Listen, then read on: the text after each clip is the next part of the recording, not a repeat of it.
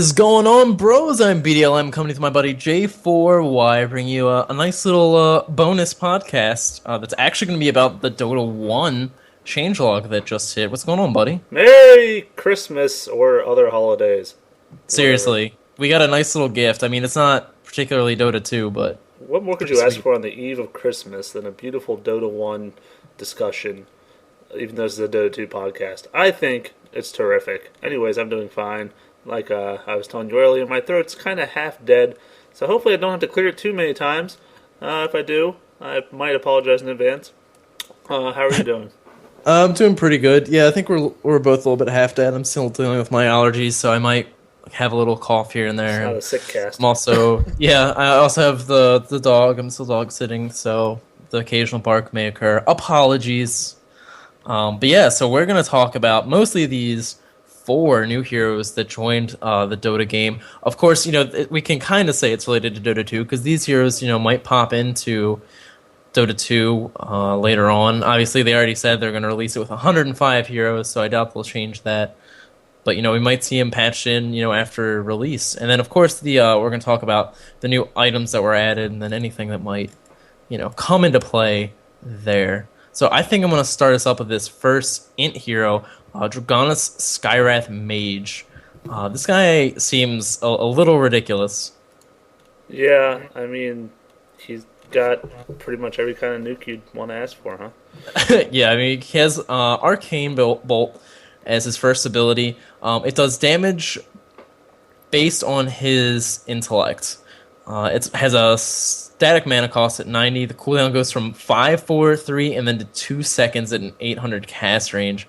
Apparently, the projectile moves really slowly, but also gives vision around the target when it lands. So that's pretty cool. No vision Um, around the bolt.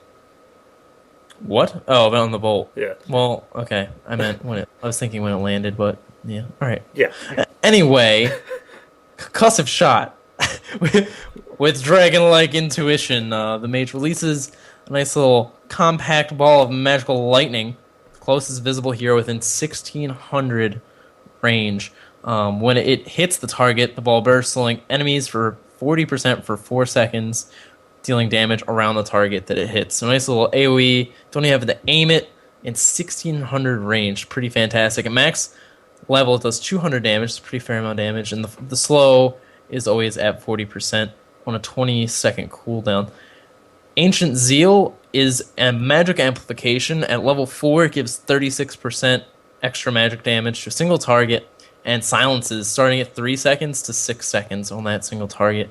As standard 11-second cooldown, stays the same on all levels. And then his ultimate, which is just silly. I don't even. Okay. Uses his ultimate magical ability to conjure a precise and violent magical field that lays waste to his adversaries. Deals massive damage, distributed evenly among any It is heroes magical in too. the AoE. Well, yeah, I mean, technically, I guess, You're accurate. it's a little bit of both. The damage is absurd. 600, 900, and 1200 lasts for 2 seconds over the area. The AoE is only 170 though, so it's actually a very small area. The cast range, however, 1200. The mana cost 350, 575, and 800 at max rank. But the cooldown goes from a minute to 40 seconds to 20 seconds. It doesn't do anything with creeps, and it deals damage over time in the area. So, wow, yeah. What do you think about this guy? He's going to be picked or banned in every game. That's my initial thought. I mean, he's obviously sounds incredibly mana intensive. I mean, I'm mostly basing that on the ultimate, but just for the fact that a couple of his moves, like his arcane bolt, goes down to a 2 second cooldown. I mean, that's pretty much almost spammable. And at 90 mana, that's going to add up over a lot of, a long while. And then concussive shot, 110. I mean, that's not a big deal, but he's just. It seems like he's gonna be throwing out spells left and right, and he's gonna have to build a massive mana pool to be able to deal with that. But I really think he's gonna be just a deadly force to reckon with. I mean, he has some kind of CC, the slow. It's not amazing, of course, because you can't really control who it goes for. It's only the the closest target, I guess. Similar, I guess you could say, to a Tinker Rocket in that sense, except that you need to actually have vision of the hero. And then the Arcane Bolt, like you said, it does have a base damage and then plus 1.5 times his intellect to the enemy. And of course, it makes sense. You're going to be building a ton of intellect because you need the mana pool. So, I mean, that's going to just synergize well with how he's building up. I'm kind of curious to see how slow that projectile actually is. Yeah, how slow is slow? And, that's always kind of the question when you deal with stuff like this. I didn't realize this at first, but the cool thing about his ultimate, though, that's probably gonna bring a little bit of balance to his fact that it gets divided among the people that are in it. But 170 AOE, how many people are you gonna be able to fit into that? Like you're the people are gonna have to be standing on top of each other in order to divide that up. I mean, it's kind of interesting. We have the Lich ultimate that makes everybody want to run away with the Chain Frost, so it's kind of neat to see a move that comes into the game that makes you want to collapse, but it only lasts 2 seconds, so. How easy is that really going to be to coordinate? Oh, that's a good point. Yeah, because I guess it is over 2 seconds, though. And I mean, so it shouldn't be terribly hard always to maybe get out of it. It'll probably usually hit at least once. Because I'm sure it pulses every second or whatever for 2 seconds. But yeah, I wonder how difficult it would be to manage that. But if it is on such a 20-second cooldown, I mean, if you miss it, big deal. Next fight, you'll have it up again. Yeah, I mean, that's certainly every team fight. That's if you have a long drawn out chase, you might even be able to get to use it twice. I mean, it's kind of ridiculous. That one will be interesting. I mean, there are ways to kind of deal with it, but I'm thinking Pipe of Insight would probably be really good because if you're going to be grouped up anyway, too, to try and counter it, so you just pop that and you'll absorb all of the damage if the two of you share it. At least at the rank 1. Yeah, right. So I was thinking about how to actually skill him up throughout the game, and I'm definitely thinking you max out Q first to get that on such a short cooldown. I mean, I guess it really does depend on how slow it moves, but either way, it's going to hit the target. I figure it's going to be probably close to the same speed as Necrolight's thing. Maybe even slower a little bit, but that's not a very fast projectile. So I figured something like you could kind of chase you down and eventually kill you. But, that's the other thing. I mean, the other thing with it moving so slow is that gives you time to maybe, pop a health potion to get up as much health as you can if you're trying to escape at low health. Gives you a chance to pop the magic wand too to try and give you some health and mana back. So the projectile speed does play a fairly large role in stuff like that. But compared to his other abilities, I mean, it only gets up, I guess, 20 damage, but it also does go down cooldown, which is nice. And the mana cost stays the same, too. Yeah, that's true. That's a good thing to figure in. The concussive shot does go up 50 damage each rank, which is pretty nice. And that's, of course, an AoE move. But once again, first of all, you need that vision, and it's a 20-second cooldown. So it's super long. I mean, it's a good move. I don't know. But then you compare also the Ancient Seal. Not only do you get that magic amp increasing by 6% each rank, but then another silence duration. And then that's only 11-second cooldowns. I don't know. There's a couple ways, but I still think Arcane Bolt probably be the way to go, though. Yeah, I think it'll be interesting to see. I mean, I feel like he's really going to have to be held down early. He's not someone you can really let get that farm up, get those items, because once it starts coming up, then he's just going to do more damage, and he's going to have more mana to cast it more often. So, I mean, depending on how slow that thing moves, I mean, you could have 2 or 3 in the air, chasing somebody down. That's actually true. Yeah, I mean, it'll be pretty interesting to see how he winds up playing. Unfortunately, I don't even think I can play Dota Standard, because you have to get the 10 wins in the normal Warcraft. Dota Vanilla Ice. Yeah, I don't even think I've done that, so I couldn't even test this guy out until our favorite crazy guy makes an AI map. Oh man, and I was just thinking also, what do you think about him in the terms of a support role? It'd be interesting. I mean, it's kind of like one of those things where we've had before. It's you want Shadow Shaman to get the levels because his ultimate's so good, but because his other moves are so strong, I think the problem with that is when you're giving up that farm, you're giving up the levels too, you're not even going to be getting the passive intellect that you would just get from leveling up to help make your Q stronger. So I think that'd probably be the problem. Plus, he only has the 40% slow. I mean, yeah, you can say that that could be nice to chase away or to get people that are like running away at the last second or things like that. But I mean, it does last 4 seconds, which I guess is a decent amount of time. But I don't really think you'd wind up seeing it that much, especially because his spells are sort of relatively expensive if you don't have the items behind them to give you the mana pool. So I still thought something that might be really fun to try. If you have him with Ancient Seal, you get Pugna with Banish, and then you go Slayer and Lion. No. Then you got to get Dirge in there too. Oh, sure. He's your tank. He'll be up in front, and then he gives the Amplify with his ultimate too. Oh my gosh. There you hilarious. Go. How to blow people up by that lineup. And then, of course, you get Dagon and... Well, of course, on everybody. Especially Dirge. Oh, yes. I don't know. The interesting items I think to pick up on him would be like Yule's Scepter, because you have to knock people up, which means you're going to know exactly where they're going to be to drop your ultimate. And of course, Sheepstick. They're not going to be able to move out of it in that duration. He seems like he's going to be actually a really good kind of like mage assassin. Like if he catches especially supports in the open field, they're probably just dead. You're going to build him probably very similar to Obsidian Destroyer. Yeah, I'd imagine so. For those who don't know what Obsidian Destroyer is, because not everyone knows Dota, Crazy game. It's a crazy thing. This hero's not implemented yet in Dota 2, but he basically has an orb attack that, based on how much mana he has, a current mana, not maximum.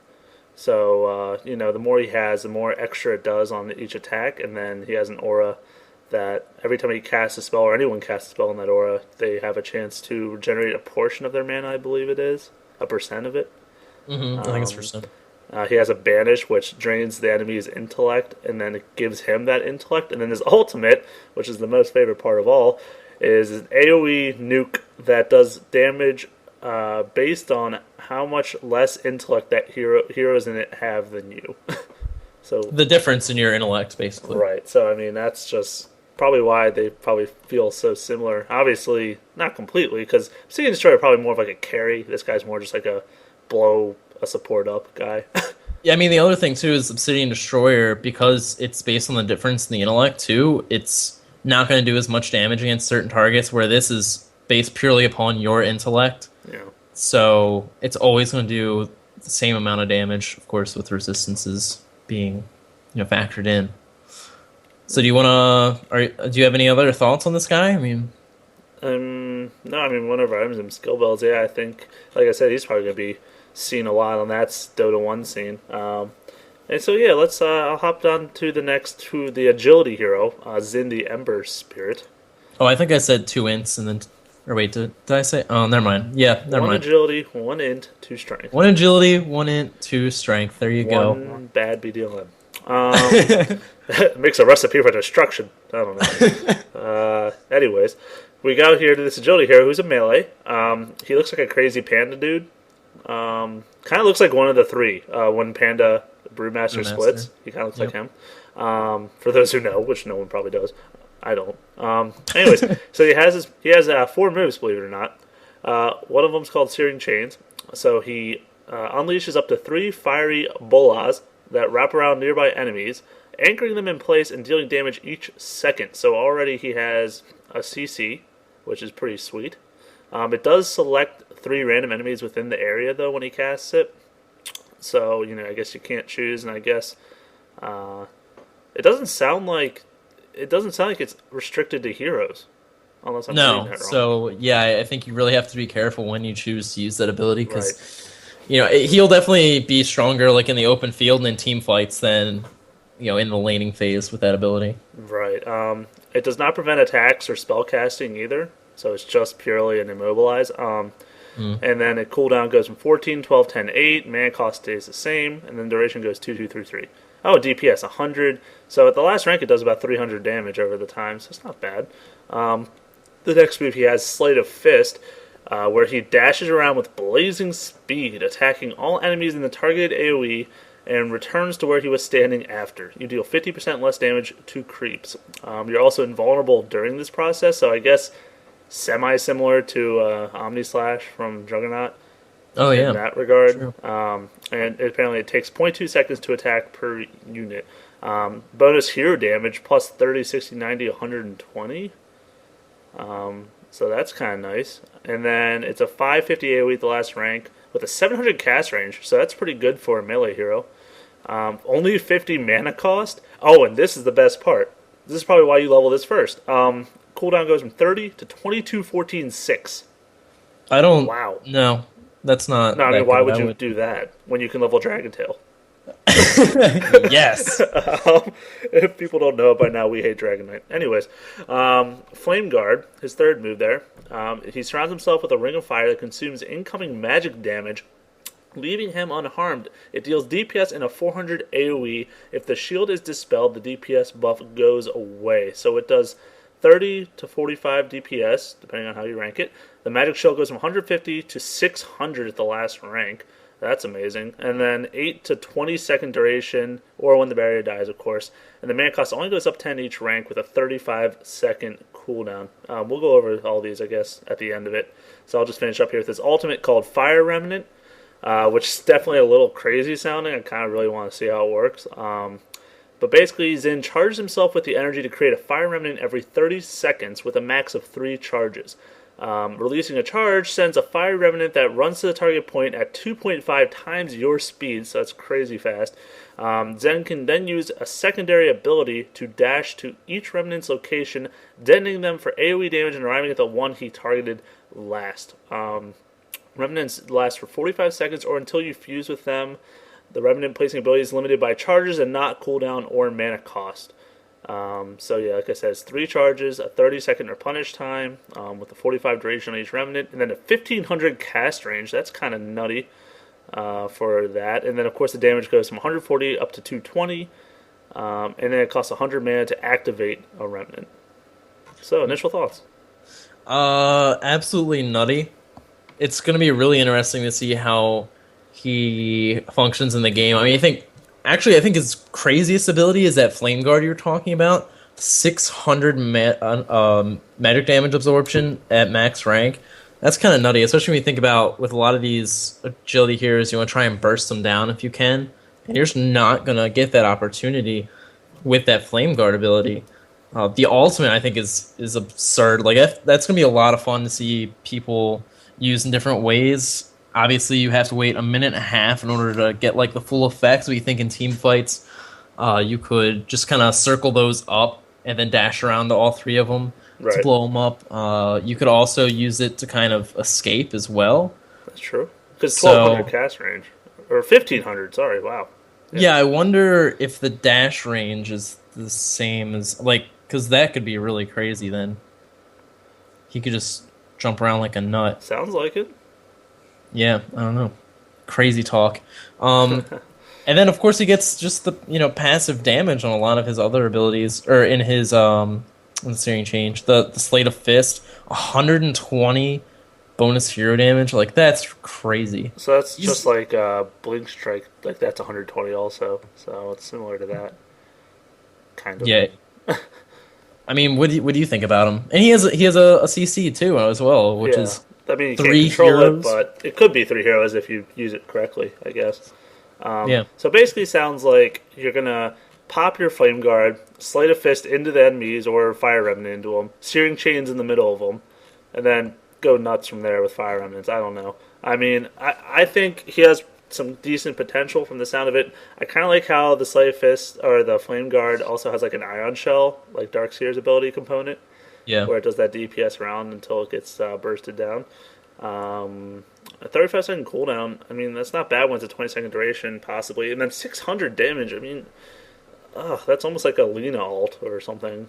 Like, it's going to absorb quite a bit. I can't remember if you ever played Heroes New Earth. I know you did. But if any of our viewers did, with, Chipper. That's his name. Has a very similar move where he could cast on his allies. So that's what I was reminded of pretty instantly. But this one he can only cast on himself, unfortunately. It'd be pretty good otherwise. But yeah, I think that Sleight of Fist, I think it's gonna be better than it probably actually is. Like that just sounds so good to me. Hmm. Attacking all enemies in an AoE for his damage plus 120 on a 6-second cooldown of 50 mana. Oh, that Yeah. sounds like amazing. I don't know, like if people are kind of turtling up, you can just boom, hit them, you're invulnerable during it, and come back. Yeah, yeah, because you return to where you started it, Yeah, correct? right. So, yeah, that sounds ridiculous. I think he's really cool. I mean, sometimes you'll see heroes release and they just aren't really that viable, and then you like never see him. But like this guy has all the makings to appear in competitive play because you think about some of the other big agility carries, Anti-Mage and like Spectre, they have damage reduction and high amount of mobility and then farmability. And he has all three of these Right. things because he can move around with that ultimate, even like you said with the Slate of Fists. He can be able to do some damage and farm with it, even though it does 50% reduced damage to creeps. He could still probably farm with that pretty easily. And then 600 magic damage absorption. That's so silly. You know, yeah. And then, of course, that also does AoE damage, so he could farm with that as well. I think he's going to have to be held down really early, and you are going to have to put up a lot of pressure on him to stop him from taking off. So, what do you think skill build wise? How would you build him? I think you're right with the Slate of Fists. I mean, you kind of have to level that up. The nice thing is, like I was just saying, is you could probably farm with it pretty easily as well. You won't get the bonus hero damage. You'll be doing 50% damage to creeps, but if you get, just even two or three standing there, you'll probably be able to take them all out and pick up some nice gold there. And the cast range is 700, so you're definitely going to be able to sit back but still have lane presence. I think you definitely would want to get at least one rank of the Searing Change. As you level it up, it has 2 seconds for duration at rank 1 and 2, and then 3 and 4 have the 3 second duration. So not something you really have to level up, but I think you definitely want to get the 1 point into it because it's potentially amazing. And I think after you get the Slate of Fists, you're going to probably want to focus getting a Flame Guard, and of course picking up the ultimate as soon as you can, as often as you can. Yeah, I would have to agree with you there. Flame Guard definitely would be my ability of choice after Sleight of Fist, just because it goes up to 600 magic damage. It's so nutty. But yeah, I mean, and then item build wise, I guess you could probably say pretty anything that gives you attack damage. Basically, I mean, obviously since his Sleight of Fist does scale with his damage. Obviously, I don't know. I don't think I would rush like a Battle Fury or anything on him because I don't think he'll have any trouble farming. Yeah, I don't think he needs it. Yeah, I would I just don't even probably go think you'd pick it straight up. up damage at that point. Maybe even. I guess it depends on the game, of course, what the carries go. But yeah, I don't know if I would necessarily even go like a Vanguard. Or sorry, no, I was right, Vanguard. Whew. Oh yeah. No, I don't think you even need that. I think he's just got so much mobility that he'll be fine without that tankiness. At least that's my initial thought. I mean, if he does get, I guess, combo CC, no one's going to survive that. So, Yeah, I mean, you figure you pick up B-Fly too, like something like that, where it's going to give you some hardiness as well to physical attacks. Yeah, he's just going to be really tough to bring down. I mean, the cooldown on is 35 seconds. You're not really going to be able to use it more than once in a fight, but I don't see you needing to be able to use it more than once, especially if something on your team also picks up like the Pipe of Insight. I mean, it's 1,000. yeah, it's ridiculous. I'm agreeing. So yeah, well, hopefully he'll be probably tested out a lot, and eventually see it on the Dota 1 scene. And so it's good to see agility heroes that are not Ursa. Yes, I agree. So let's move on to this next hero, Strength Hero, Rizrak, the Goblin Shredder. I'm glad Ice Frog finally paid attention to all my forum posts about us needing to have a Goblin Shredder hero in the game. Yes. Finally, we get one. Whirling Death is his first ability. He is a melee hero, by the way, as most strengths are. Most. Yes. Most, yeah. Whirling Death. Goblin Shredder whirls extremely sharp edges, dealing damage and reducing primary attributes of any unfortunate enemy hero who comes into 300 AoE around him. It also does true damage if it cuts down trees in the process. So that'll kind of be interesting to see how that winds up playing out in the game. Lowers the primary attribute by 15% for 6 seconds, and leveling that up gives you increased damage, starting at 50 being 200 max rank, and the mana cost goes from 70 to 100, with the cooldown always staying at 8. His next ability is Timber Chain, which fires a chain that embeds itself in the first tree it hits, pulling you to it and cutting an enemy in your path for pure damage. This damage is a 225 AoE, range going from 800 to 1400, and the damage going from 80 to 200 on a 4-second cooldown, going from 60 to 90 mana. Reactive Armor is his passive, and what it does is give you armor and HP per stack for each time he takes damage, or each time a physical attack is made on him, pardon me. And leveling that up gives you increased number of stacks. So it looks like each stack on him will only last for 16 seconds, so it's not like this gets refreshed whenever you take damage again. So, 16 seconds from the time he first takes damage is when his stacks are going to start falling off. His ultimate, Chakram, activatable target point, which will fire your saw blade at the target location. And once there, the blade spins, dealing AoE damage and slowing enemies by 5% for every 5% of the health they're missing. It deals pure damage and cuts down trees in its path when fired. You lose the ability to attack while this blade is out, but the really nice thing about it is that the cooldown on it is 8 seconds. So who needs to attack when you can shoot that bad boy out every 8 seconds? It has a mana cost that scales up and a mana cost per second, which goes up to 40 mana per second at max rank, and has a cast range of 1200. It's pretty nuts. Yeah, he sounds fun. That's all I have to say about that. I don't know if he's actually competitively viable because of all the tree stuff. Obviously, he's a shredder, so that makes a lot of sense. There's a lot of tree stuff. There's a couple things I want to point out, though, before we get into it. Just a couple of notes, I guess. So, for the Timber Chain, which is that only 4-second cooldown, if you're stunned when you cast it, you will not be pulled in. These are just little things. The Chakram, it will return to you if you're more than 2,000 units away. So I guess if you decide to just not untoggle it for whatever reason, it'll go away anyways. Or I guess you can't just leave it there. I don't know. Maybe there's some bugs with going to the fountain and leaving it on or something. That'd be pretty funny. That would be pretty good. I think, like I said, he sounds fun. Just pure fun. I don't know. He has 2 possible pure damage moves, which is pretty sweet, with the Timber Chain and the Whirling Death if you hit a tree. Not high damage per se, though, because it's only up to 200 on each of those. But with the cooldowns being not super long, that's not a huge deal. And the mana costs are relatively cheap to a point. I mean, it's kind of similar to a Clockwork in the mana cost department. With how much you'd be able to use moves. So that's pretty sweet. The Reactive Armor, it sounds worse than maybe it is. I mean, obviously that counts when minions or creeps attack you as well. So you can get some armor and health stacked pretty quick. If you harass or whatever, you'll get those stacks instantly, pretty much from all the creeps. And that'd be really nice. That's actually not so bad, especially if you 16. Actually, that's a lot of armor at the last. And you rank. think too, you could also probably jungle with that as well. And if you hit the trees with your Whirling Death thing, they do pure damage. Sure. So you might actually see him in the jungle a lot. Something I didn't even think of when we were looking at this the first time. Huh. Very interesting. I don't know. I think he would be super fast, but yeah, there's a potential. I see what you're saying. I mean, it only does 50 damage at the first rank. he might be better than Centaur, though.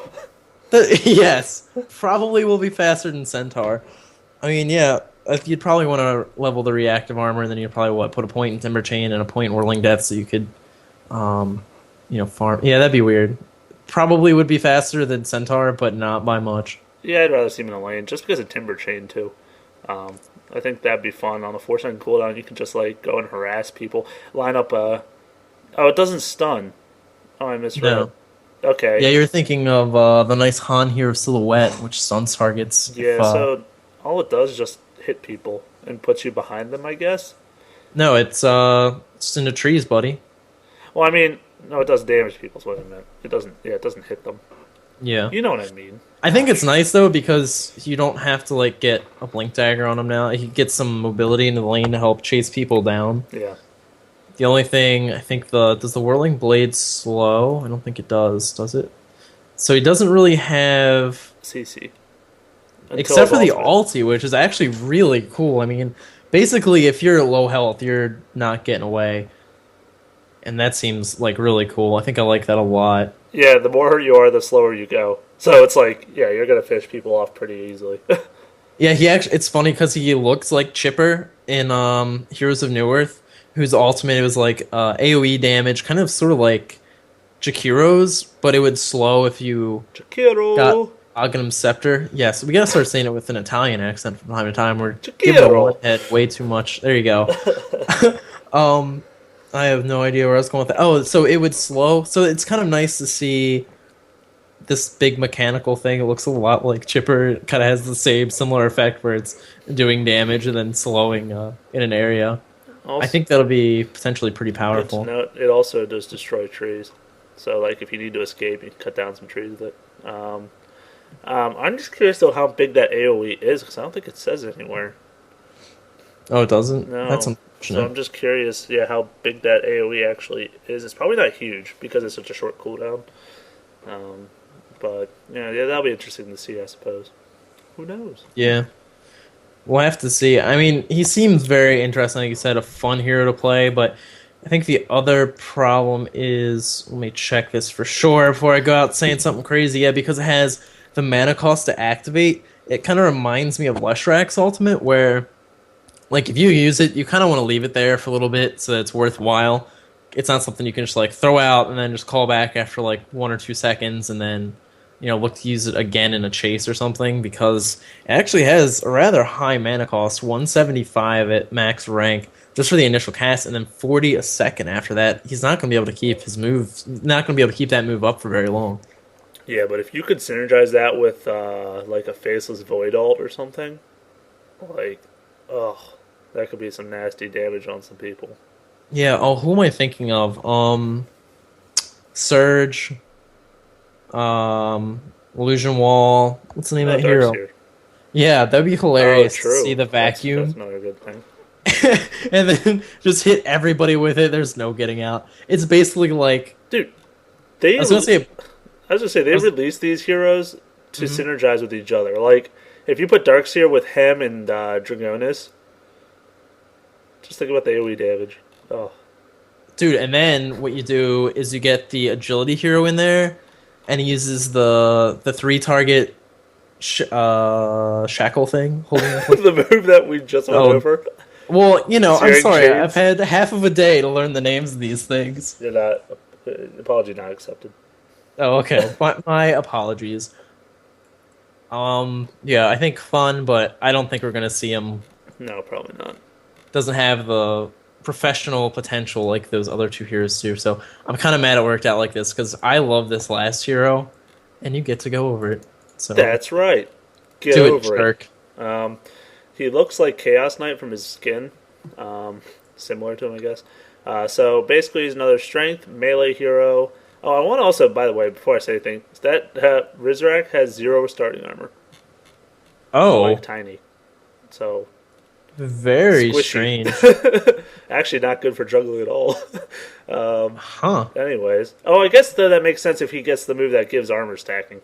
You know, Yeah, if he but I had too much mean, you base have to armor. get focus. At level 1, you're gonna get 4 armor. That's true. I don't know. Anyways, I just wanted to Hmm. throw it out there. So, yeah, it's another strength hero. It's melee. It looks like it's pretty decently base high damage as well as 3 starting armor. So he's got his 4 moves as well. I don't know why I keep saying that because they all do.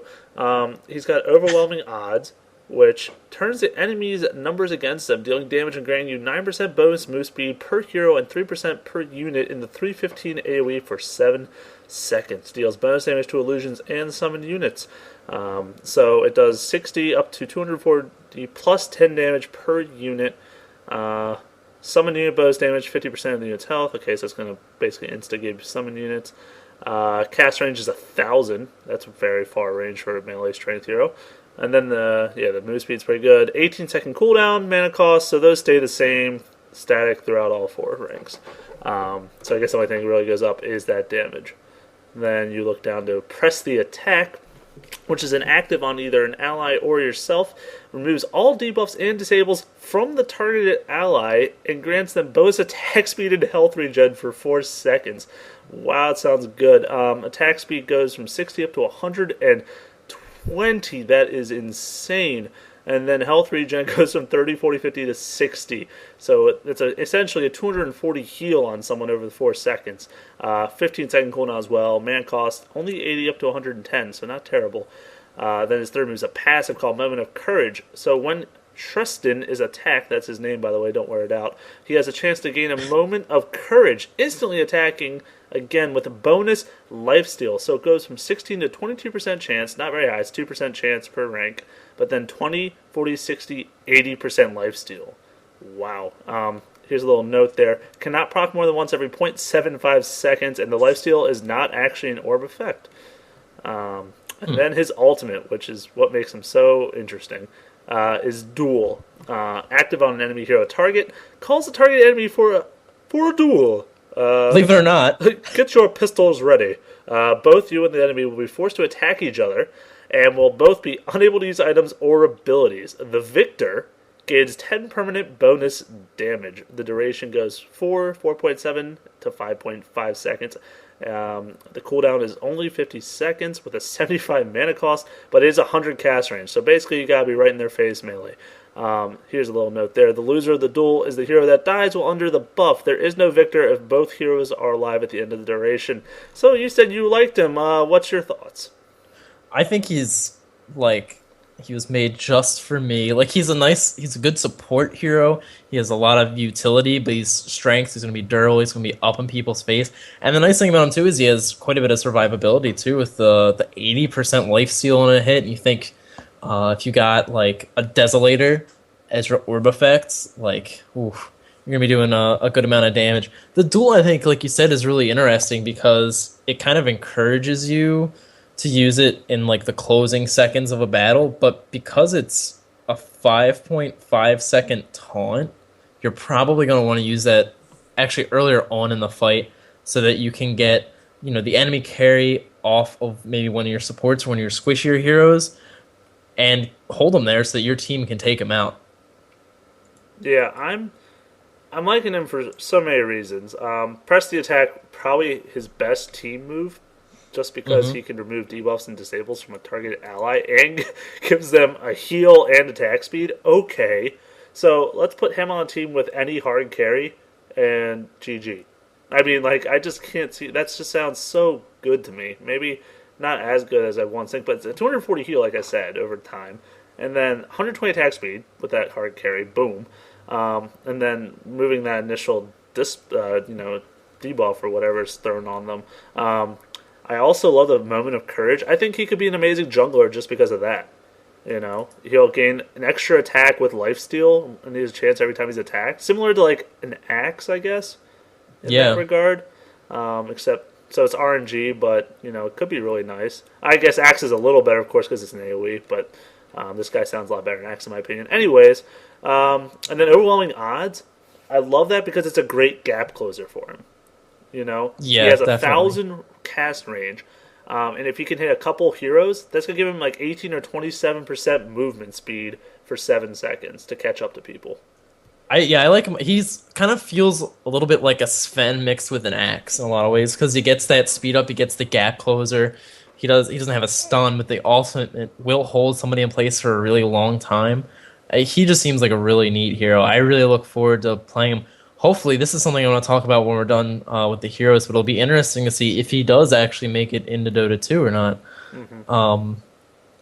He definitely seems really awesome, though. And yeah, I think he's going to synergize really well with Faceless Void with the heal and the attack speed increase, and like with Slardar as well, giving more chances for the bash.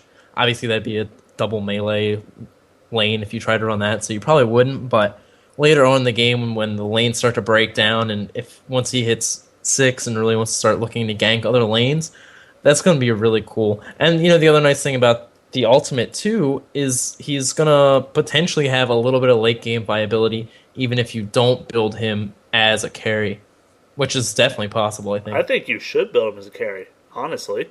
I mean, if you build him to think about it, you do a ton of damage. If he gets attacked, if people are focusing him, he'll get that high chance to do another attack that life steals for 80%, which is nuts.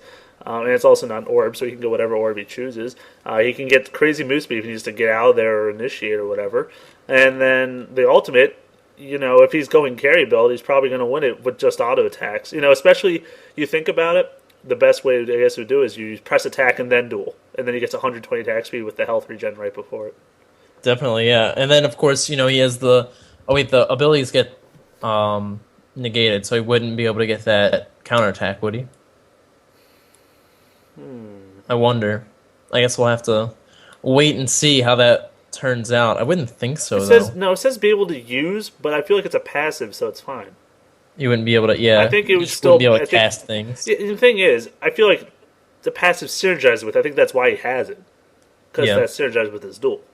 So yeah, I just think you use the press attack before, so it's a hot on you. That gives you the attack speed, yeah, and then the moment of courage procs while you're dueling. Yeah, you're right. I think he would be good as a. I think he'd be like a Skelly King-esque, more like maybe, or jungler. He could do so many things. That's beautiful. I like him a lot, honestly. Yeah, I mean, I think he even has some competitive viability too. Thanks for coughing. I tried to get away from the mic, but it just didn't work. It's okay. You're a jerk until I cough, and then we're even again. Okay, fair enough. There you go.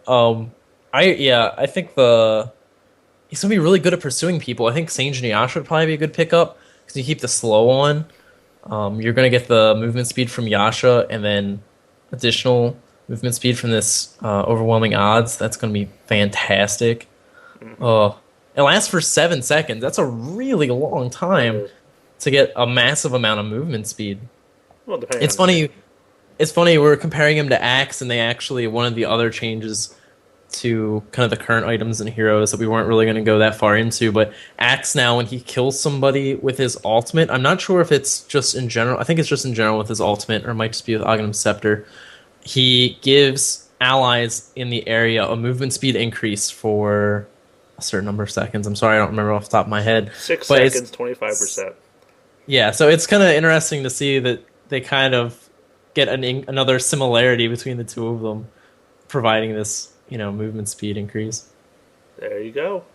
So, an interesting hero. Yeah, I'd like to. I want to see these guys in action. Unfortunately, I really can't stand the Dota 1 graphics after playing Dota 2 so much.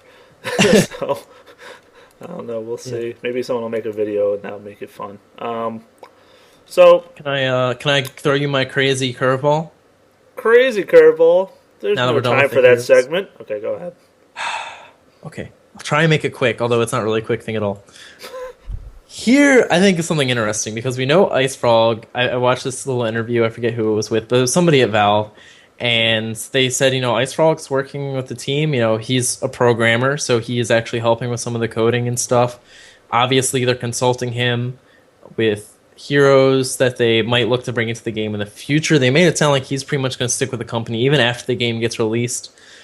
So it's interesting to see him updating Dota 1 now, and I think it'll be really interesting to see if Valve continues to adopt these changes that Ice Frog's making to Dota 1 even after the game comes out. Like, when are they going to say, okay, you've had your time, we think our game is its own thing now. Like, what if Ice Frog just decides to keep adding things to Dota 1 just willy-nilly, because he doesn't have to consult anybody about it, Whereas in Valve, it's going to be him and other people making these decisions. Board of directors.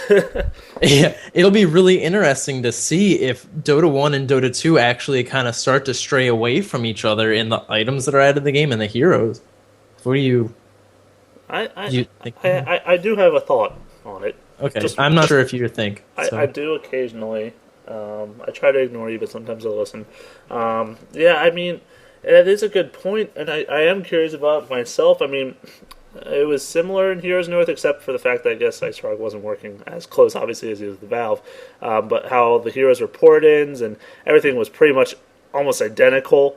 And then all of a sudden, Heroes North just started doing their own thing, which of course you expected them to, because it's definitely a separate thing. Whereas this is Dota 2. Hey, we are literally the preceding Dota. The We're sequel, not doing yeah. our own thing. You would think that, but then again, it is interesting to point that out that hey, maybe some of these changes are going to be improvements to the game, or maybe they're going to really throw off the competitive scene so much that they don't want to do it. They want to try to keep it as balanced as possible. That's the whole idea. So I kind of like almost in the sense that because of course there's always going to be those teams that are just diehard Dota 1 fans. I don't want to go to Dota 2. I've always been doing. It's kind of like with Counter Strike, how there was 1.6, which is just this really old, like maybe 2000 or before that, 95. I don't know. It's old, okay, and like really crappy graphics, let's just say. And then you look, and there's like Counter Strike Source. They released all these other ones, but everyone was still playing 1.6 because that's what they were used to, and that's what they were ready for all that. And I kind of see it going kind of a similar path where some of those Dota 1 people are still going to keep playing, so he's going to probably keep updating that. He's never going to, it's his baby, Like, I think he's going to constantly keep updating that. And I think Dota 2 will probably use maybe that as almost like a test, like a guinea pig. They'd be like, hey, how are these changes? How are they working out? And if they look like they're nice changes or they're something that they want to use, then yeah, they'll throw it in. But I don't think it's going to be like, okay, when Dota 1 does this, Dota 2 does it too. Yeah, I mean, you think that also in this patch there were a ton of small changes made to different heroes and things, and I don't know how all the stats were ported over from Dota 1 to Dota 2, but those now don't equal one another. Dota 1 does not equal Dota 2 anymore. There's a lot of changes that have come in, albeit small ones for the most part. It'll be really interesting to see what happens with all that. Yeah, but like you said, it is possible. You could even think of it as like a little mini beta. And I think I kind of have this idea of what Ice Frog is like in my head in the way he thinks. But he could also be like, hey guys, I think this hero should go into the game. And they're like, And you go, yeah, but look, it functions perfectly in Dota 1, and this is what it does, and yada yada, so you guys should do it. And you'd be like, okay, I mean, you've got all this evidence, so it's kind of hard to deny it. So it'd be crazy. I'm definitely in agreement with that. And like you said, this patch alone, there's so many changes, it's ridiculous. We're not going to obviously go over all of them because it would take all day. But there's just like pretty much every hero got touched on, which does not happen very often. Yeah, I mean, some of it was as simple as like 5 movement speed increases. Actually, a lot of heroes just kind of got buffed. Like Bane Elemental, the way he gains, or his starting stats were increased by like 2, I think, for everything. And some heroes, like I said, got 0.5 or 5 move speed. Enchantress did, actually. Now I'm just kind of scrolling through this stuff. So a lot of really small things to some heroes, and actually some sizable changes to other heroes. So it's going to be really neat to see how these two games continue to interact, or maybe just completely stray away from one another. Definitely. All I know is I want these heroes in Dota 2. Yeah, I want some of these items in Dota 2 as well. Oh, yeah, let's touch on those. Yeah, we got some new ones here. Let me make sure I'm starting at the top of the list. I believe, yes. The first new item added, Rod of Atos, requires 2 staves of wizardry and a vitality booster, which brings total cost to 3,100. There's no recipe involved there. Winds up giving int health and an active cripple on a target unit, which slows by 50% for 4 seconds. 800 cast range, 20-second cooldown, 50 mana cost. What are your thoughts? Actually, I want to throw out there, all these new items, none of them have recipes. They're just I didn't realize that. items. Yeah. So that's kind of cool, actually, because recipes are obviously looked at as kind of not a waste of gold, but it doesn't provide extra stats or anything, which is kind of unfortunate. Well, actually, hate to cut you off with that, but Orchid Malevolence got changed, and they actually changed it so that it has a recipe now. Oh, that's true. It was originally 3 Oblivion staffs, now it's only 2 in a recipe. Mm-hmm. So, but anyway, your thoughts on Rod of Atos? Yeah, come on. All right. So, 0.5 int, 250 health, and then that cripple. I'm trying to think who I'd really like to see it on. Also, 20-second cooldown, not bad. But obviously, the int, you're going to put it on not a carry, to say the least. And generally not even like a strength hero. I would think it could if you really need a mana pool for whatever reason. But obviously it sounds more just mostly like some intellect hero that has trouble I guess keeping up with people or killing them, and they need to get that slow. I mean, also I'm kind of thinking it in terms of this. It's a little expensive because I wanted to compare it sort of Force Staff, how someone could get it and use it more like a support item, even if you're not building it on a support. Like it does give you a huge int. It gives you that little bit of health, which is nice, and that cripple is just nice in a team fight in general. Like against most people, if you can slip them by 50%, I mean, you can kite them around. I'm of course Ursa's. I'm gonna make fun of him because he's so easy to make fun of. But you throw that on him, he's not going to be able to now reach whoever he's trying to go for, and he's pretty screwed. So I mean, I'm not in love with the item, but I can see it maybe having some use on some int heroes. I think it'll actually probably maybe make an appearance on maybe some strength heroes, people that suffer from having a low mana pool to begin with. That might be something you want to pick up. It also might be interesting to see on like Zeus, like you're saying, people who have trouble keeping up with heroes. He does a ton of damage. And actually, we saw in the Ben Q tournament, there was a Zeus that picked up 2 vitality boosters just for the sake of having health. Yeah. So now ints have this opportunity to get a larger mana pool, more health, and now a little bit of added utility. Interesting indeed. So I'm going to hop down now to the Heaven's Halberd. Halberd? I don't know what accent that was. That was just strange. Requires the Sage, which is its own item in itself, and then with the Talisman of Evasion. So basically, as you know, the Sage was normally part of the Sage and Yasha. Gives strength with that main proc that slows movement speed.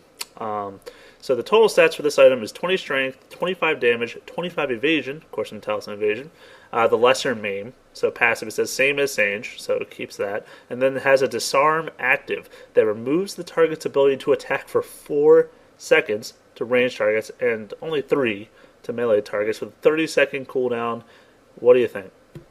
I think it's a really neat item. I think it's really cool because you think it adds some utility to strength heroes as well. It's going to be really interesting with the new hero, Legion Commander, because what happens if you use that on somebody and then duels them? Are they going to be able to attack?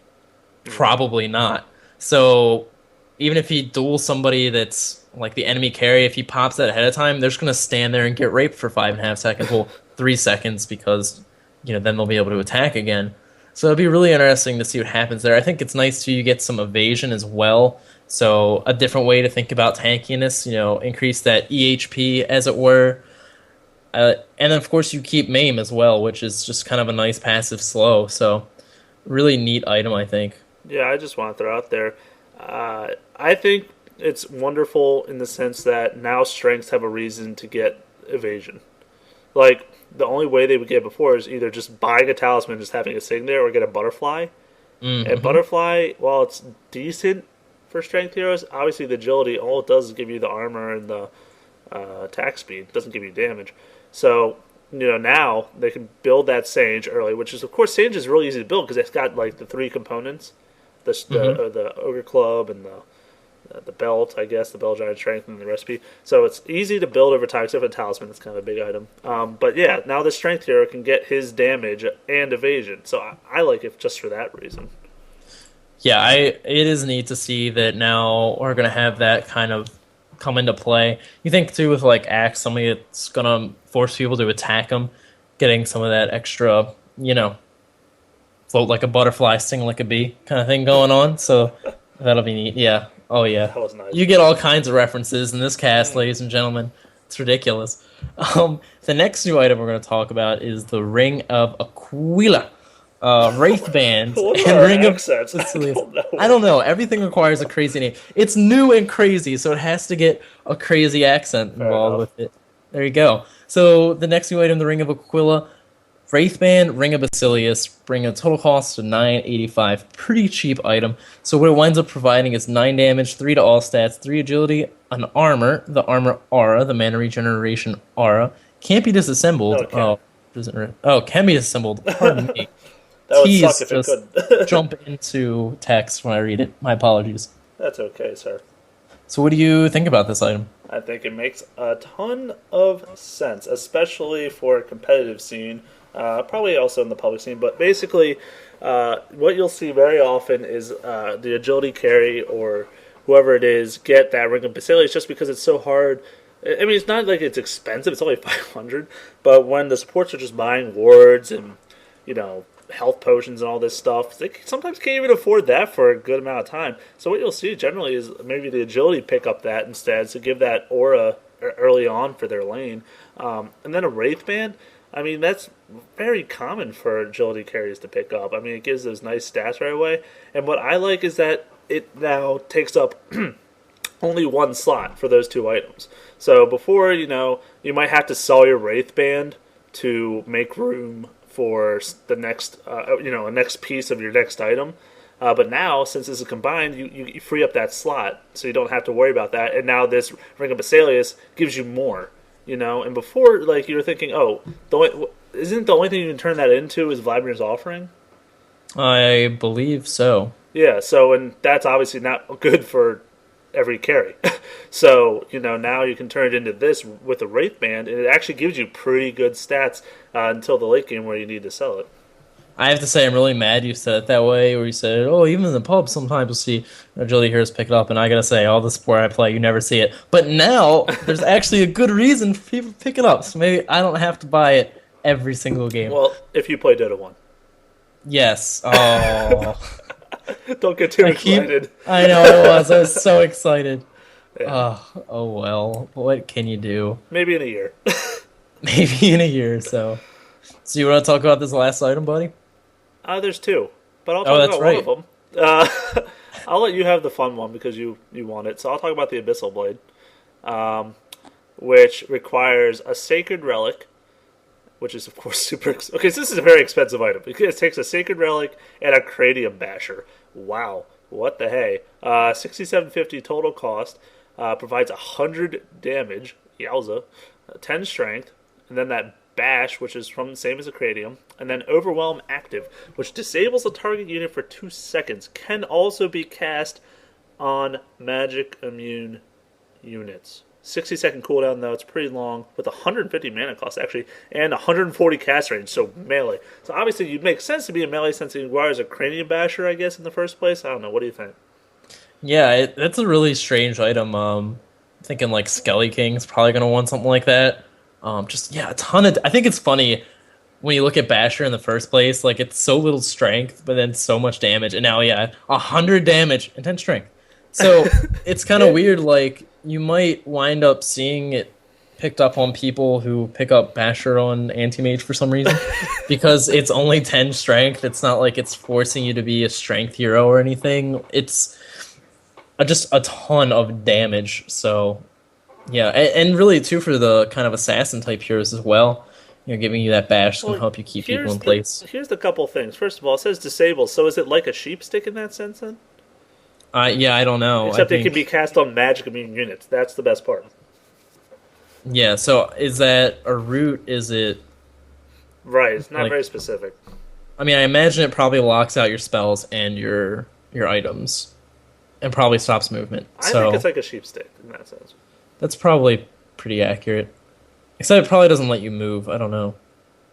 Well... I guess we'll find out. Speculation's fun. I don't know. I don't know. The magic immune part is why I think it might actually be seen more than you think. Yeah, that's true. I mean, you can use it on people that activate that BKB, and try and run around and rape people. Now there's 2 seconds less on the BKB, and, when you start popping those charges, you get it down to 5 seconds. That's almost half of the duration that they're now just sitting there twiddling their thumbs. Right. They can't even do that because their thumbs are disabled. And then they're bashed. That too, yeah. So it is actually a really nice item to take people out of fights. But because it costs 6,750 it's like a divine gold. Rapier. Yeah, it's more expensive than a divine rapier, I think. Yeah, it's rather absurd. It'll be interesting. The problem is it feels like an item that you want to get to counter a carry that's doing really well, but to be able to afford the item, you have to be doing really well. So it's almost like kind of like a finisher, I guess, sort of, if you think about it. It's going to be really good to help kind of just close the casket on the enemy team because it's not really something you can pick up sort of counter BKB, because it's so expensive. Right. I don't know who I'd probably build it on. Not too many people, but like you said, if you're having a really great game, maybe like you build a Cranium Basher, and then you're pushing the lane, you get like a mega kill, and you go, oh, I have 2,500 gold now, I can maybe almost buy it. Maybe that kind of thing. I don't know. But Yeah. I mean, see, the biggest maybe in there is building Basher in the first place. I that mean, is very you true. see it so little. Actually, I think the most is pubs that play any mage, actually, is probably where you see it the most. So yeah, I was trying to fool you into saying that was the last item because I do like this next one so much. Like, oh yeah, I don't the items. Oh, by the way, we got these tranquil boots and they're awesome, and I get to talk about it because get wrecked. I think these are going to be really, really, really crazy. And the more and more I thought about it, the more opportunities I could see for picking it up. Before we go into talking about really what you could do with it, let's talk about what it is. And it is essentially boots of speed, ring of protection, and ring of regeneration, bringing the total cost of it to only 1,025 gold. Provides 80 movement speed, 3 health regen, 3 armor, and then an active called Rejuvenate. The Rejuvenate restores 150 HP over 10 seconds. You can't be in combat to use it, and you can only cast it on yourself, and that's on a 40-second cooldown. But the cool thing about these, or the thing that I think make them really interesting, is if you take more than 3 instances of damage greater than 20 in a 10-second period, the item temporarily breaks and becomes basic boots until the last 10 seconds don't have 3 instances in them. And the same damage rules apply as with Blink Dagger. So like Spectres, they changed it so the Spectres Dispersion won't stop Blink Dagger in this patch, but I guess technically it still does in Dota 2. So if you're trying to think of this as an item to come into there, that would be a problem. But yeah, a really crazy little item, kind of the Dota answer to Boots of Mobility and Striders in League of Legends and Han. Yeah, I mean, you're obviously the support player for our team of friends. So you obviously, I don't say obviously, but it appears to be mostly a support item, just in the sense that it gives a ton of move speed so you can roam around, help people out. I mean, not that move speed's bad necessarily for a carry or even like a pudge or someone, but in essence, 150 health. First of all, that's not a huge deal unless you're gonna be able to sit back and just chill. So obviously that's only really going to help in the early phases of the game. But I do really like the 80 move speed. And I also like how it is 3 instances of damage instead of just like 1. Where I think in Han it's just like 1 attack and boom, you're done. Or Striders too. Actually, both games I think that's how it works. But this one's like, okay, I have to be attacked 3 times by something that does over 20, and then it'll break. So yeah, a lot more easy. Also, good to point out, even if you're casting spells, it's still you keep the speed, unlike in Heroes of New Earth. Yeah, I think actually, I was thinking originally like, oh yeah, that'd probably be good on a roamer, especially because they're so cheap.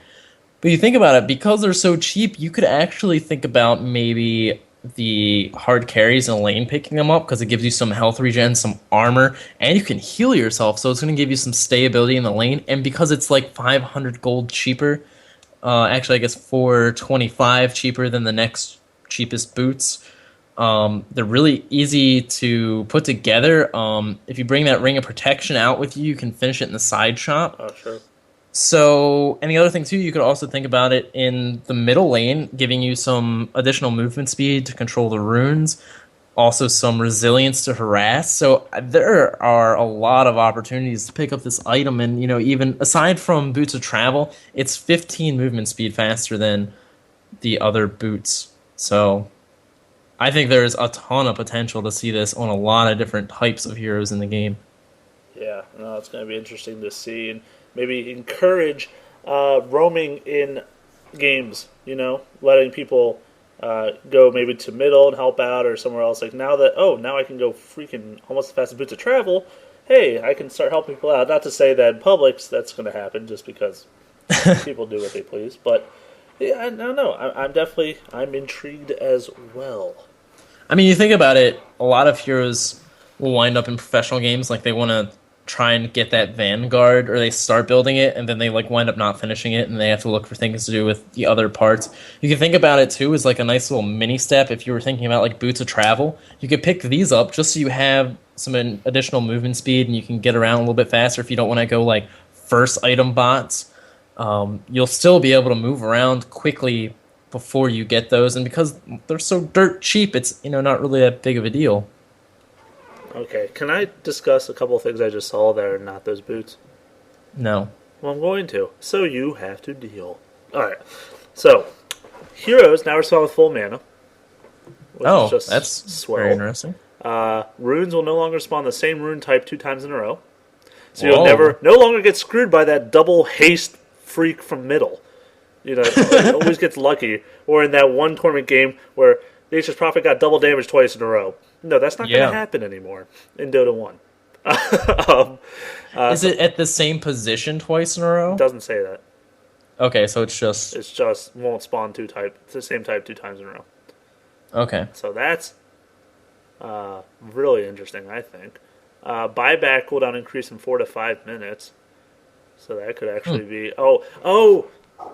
the courier stuff. That's what I wanted to talk about so much. Oh, yeah. The courier, that's insane. Okay, so basically, as you know, the lovely flying courier. By the way, it's all about flying courier. I don't know about the regular one. I think he just gets screwed anyways. But the flying courier, so originally in the game, if you killed him, he would give, I believe it's 100 or 150 gold to the person who killed it, and then it would drop all the items on it. And you would just be SOL. Be like, well, too bad. But now, if you kill the flying courier, everyone on your team gets 150 gold, so that's huge. Almost like a tower, actually, in how much gold that gives. And then, but the flying courier will no longer drop the items. Instead, it will respawn in 3 minutes. So what do you think? Well, that's obviously fantastic. I mean, you don't really see the courier die a ton in games in general. I mean, not even professional games, but it's nice little insurance. I think you can actually be a little bit ballsier with your courier as well. I mean, it still gives a huge bonus to the opposite team if they kill it, but you don't have to be as scared about losing your items. And if you have like a staff of wizardry and then the ultimate orb, or not staff of wizardry, the 2700 gold int staff, and then like an ulti orb up, and then you finally lose that. I mean, that's a ton of gold you just lost there. So it's actually kind of weird. You think it is potentially a bigger boost for the other team, but it's also kind of insurance. Forgot to say one really important thing. Thank you for flying courier no longer has invulnerability shield. Yeah, that is probably a big part of that you may or may not have wanted to mention. I can't believe I missed that one. Well, thank you for that. I guess that changes things a little bit, I mean, now you can't scout with it as much as you might want to. That actually limits a lot of some of that use. Actually, can you stop? No, you can't stop creep spawns. Okay, I was gonna say, then that's an option. Or that's no longer an option if it was before. So that is definitely interesting. And actually, I was a little incorrect. It used to give 300 to the killer, apparently. At least in Dota 1. I don't know about Dota 2. But now, yeah, it gives 150 to each player. So more gold total for the team. Yeah, and I mean, that's awesome, too, because, you figure the high damage people are going to be the ones that can just, one-shot it or whatever. But so that it's actually going to help out, your support heroes, too, if you get that kill. And, they're always going to love free gold. Right. And then also the basic courier is magic immune like the flying courier. Oh, that's cool.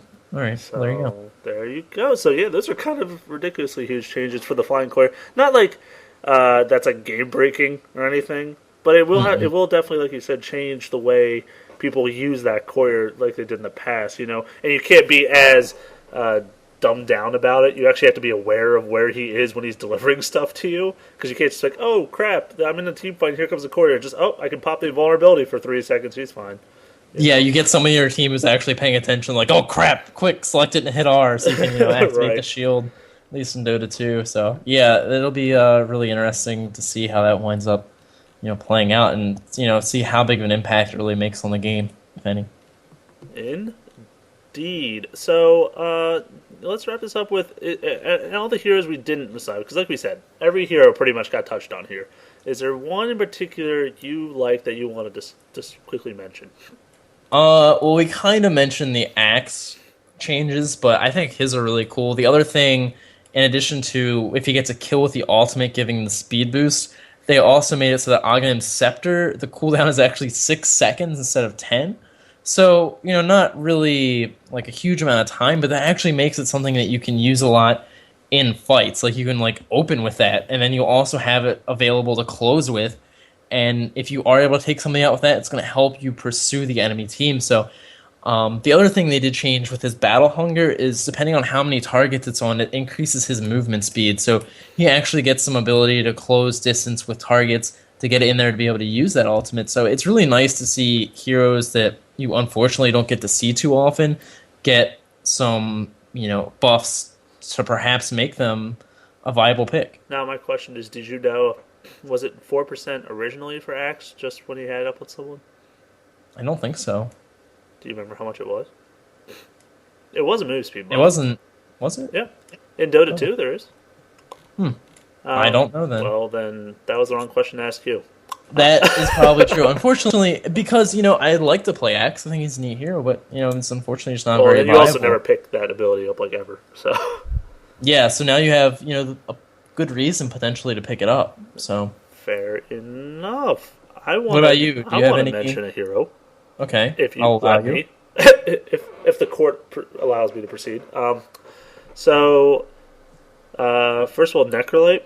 I'm going to say a couple shout outs, so deal with it. Necrolite, his Sadist ability, which gives mana every time you kill a creep.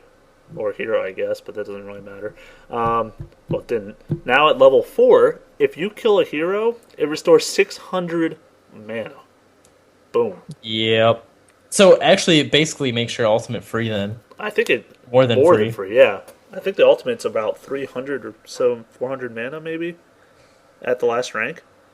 Mm-hmm. So yeah, that's huge. You can keep going, not be afraid to drop it early. In fact, you'll probably want to drop it earlier, so you have more mana for the fight. But yeah, I think that's really amazing. Little interesting also thing here from Rana: fix the Loon's arrow, damaging but not stunning invisible units. Oh, So now you'll okay. stun the Invis hero. That's kind of interesting. And then Lord of Avernus, which never gets picked ever, but still a cool hero. Basically, the guy who throws shields on people and heals them. Originally, if you didn't damage the shield enough, it would not actually detonate and do the damage. It would, you'd have to take the damage. But now, it will explode the end of the duration, even if it hasn't taken the submission damage. Yeah, that's really cool. I think that gives him the potential for a lot more play. We actually saw him picked up a little bit in Heroes of Newerth as crap. I forget his name now. Who? Maybe that's for the best. Oh, Abaddon. Lord of Avernus, Oh, no, that is yes, his name. Abaddon in Heroes of Newerth. Yes. No, that's forget- his name in Dota, dude. Is it? I'm pretty sure. No. I'm talking about what is his name in Heroes of Newerth. Oh, Yeah, I'm aware Accursed. his name is Abaddon. a curse. Curse. There you go. Maybe it's good I'm forgetting these names I'm in glad. other games. Yes.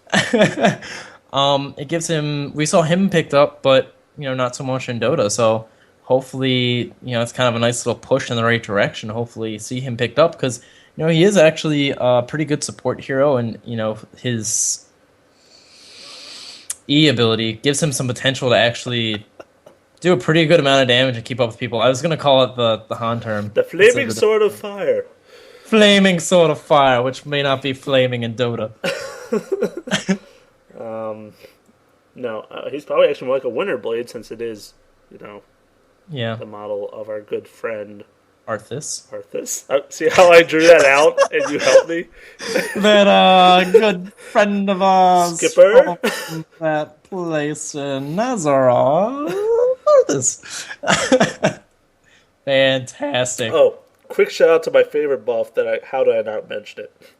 Magic Stick. When you upgrade it to a magic wand, you always lost your charges. And I can't stress how much that annoyed me. It was game changing, probably. Like at some point, I'd be like, I would buy the magic wand, but I'm gonna lose my charges. Forget it. Now Yeah. you don't lose the charges. I mean, now Dragonite's viable, and it's just game Can you over, just say man. broken? Might be Can you? broken.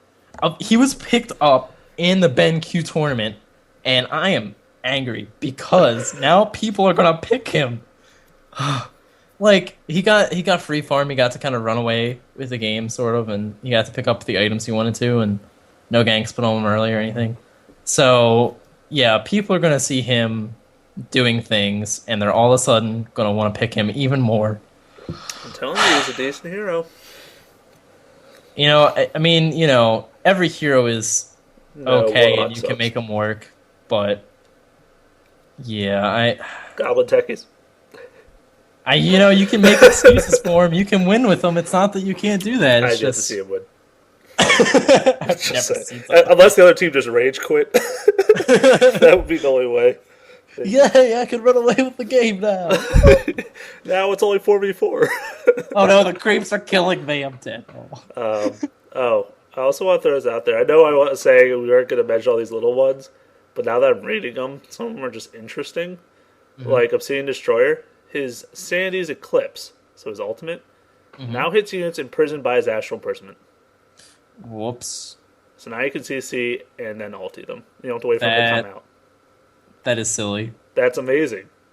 Yeah, that is Wow. awesome. You can't just run away from the ultimate now. Exactly. I think that's beautiful. Like, people have blink daggers or something that would normally just be able to, if they can react faster, just, whoop, I'm gone. You can't even cast it on me. But now he's like, yeah, you're done. Game over.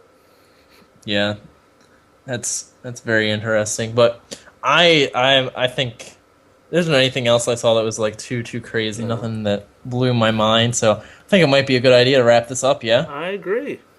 Alrighty. Well, thanks for joining in with us on this little Our extra Christmas edition. Christmas edition. Unfortunately, we don't have any eggnog for you guys. There was no Christmas music in the background. Oh. Unfortunate. Because this is a nice little Christmas Eve patch, there were actually one major groundbreaking change to the game where they made Crystal Maiden red.